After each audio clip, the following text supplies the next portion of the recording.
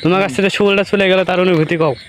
বন্ধু অনুভূতি আর কি কমো, একটা শোল প্রথমে নামার টাইমেই দেখলাম, সাপ মারলাম, এই যে দেখো কলইটা ভাঙ্গে শোলটা চলে গেছে। এখন মনটা খুব খারাপ, মনে করো এখন মনটা এতই খারাপ যে মনে হচ্ছে আর মাছই মারি না, চলে যায় বাড়ির দিকে। তো তুমি বলে নতুন বউ থিয়াচ্ছ বাড়ি, হ্যাঁ, এটা একটা কাম, তুমি নতুন বউ থিয়ে এসে মাছ মারলি চাই তো।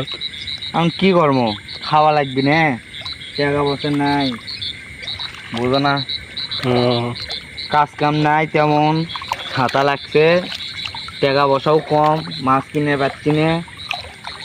এই চাউল আনা করে 2-1 দিন কাম করছি আর কিনেছি, আর এই 2-1 দিন মাছ মারি 2-3টে করে খাই বসে থেকে। তা তোমার এতই কষ্ট না? খুবই কষ্ট, কেউ যদি না সাহায্য করলো নি ভালো হলো নি। তাই? হ্যাঁ।